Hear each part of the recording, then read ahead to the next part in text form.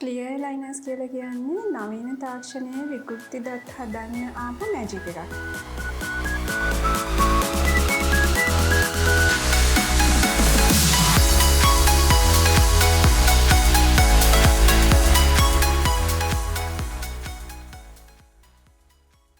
Doctor ඇත්තට මොකද්ද මේ ක්ලියර් ලයිනර්ස් කියලා කියන්නේ? මොකද්ද මේකෙන් වෙන්නේ ඩොක්ටර්?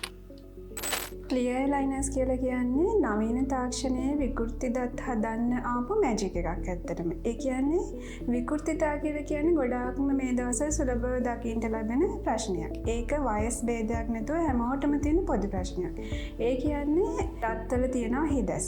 ඒ වගේම දත් සමහර අයගේ ඉස්සරහට ඇවිල්ලා තියෙනවා. සමහර අයගේ පිටිපස්සට ඇවිල්ලා තියෙනවා. සමහර අයගේ තියෙනවා බයිටිං ඉෂුස්. බයිටිං ඉෂුස් කියලා කියන්නේ උඩ හනුවයි යටි හනුවයි එකිනෙක සම්පාත වෙන්නේ නැති වෙනහම එයාට එනවා ජොයින්ට් ඉෂුස්. ඒතකොට සමහර පේෂන්ට් කම්ප්ලේන් කරනවා මගේ මේ ජොයින්ට් එක රිදෙනවා, කට අරනකොට ගොඩක් රිදෙනවා, රැට නිදා ගන්නකොට රිදෙනවා.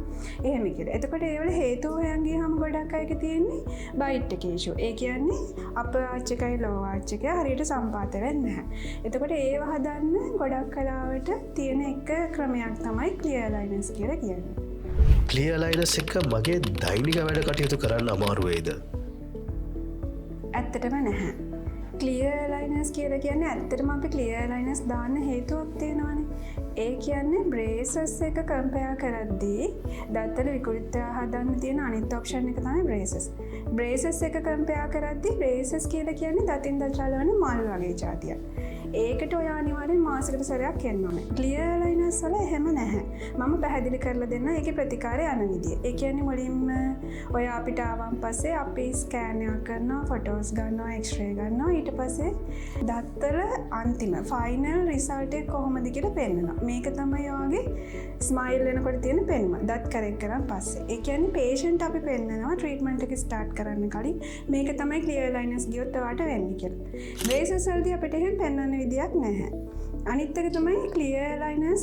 ඒකේ එන්නේ ට්‍රේ සීක්වන්ස් එකක්. එතකොට අපි මේ ට්‍රේ එක දවසට පැය 20ක් දාන්න ඕනේ. අනිත් එක තමයි ට්‍රේ එක දවසට පැය 20ක් දාලා ඒක වට කනකොට ගලවන්න පුළුවන්, බ්‍රෂ් කරනකොට ගලවන්න පුළුවන්. දැන් සමහර වෙලාවට හොට් දේවල් ගන්නවා නම් එතකොට ඒක ගලවන්න පුළුවන්.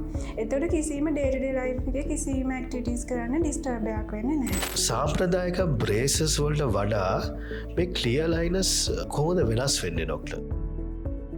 ඇත්තට මෙච්චර කල් විකෘතිතා හදන්න ඒ දත්තර ප්‍රශ්න හදන්න අපි ගොඩක් කලාට යූස් කරේ බ්‍රේසස්. නවීන තාක්ෂණයත් එක්ක තමයි ක්ලියර් ලයිනර්ස් ආවේ. මූලිකවම ක්ලියර් ලයිනර්ස් වල අපිට අර එන්ඩ් රිසල්ට් එක මම කලින් කිව්වා වගේ පෙන්වන්න පුළුවන් පේෂන්ට්.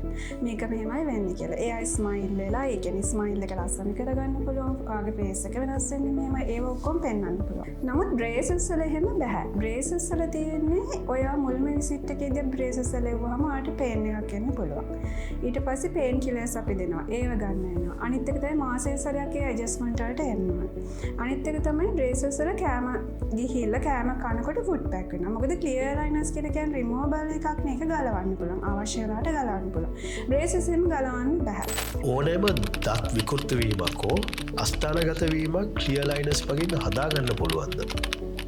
ඔව් ඇත්තටම පුළුවන්. වැඩි විස්තර දැන ගැනීම සඳහා අපිත් එක්ක එකතු වෙන්න Align Dental Care එකට එන්න.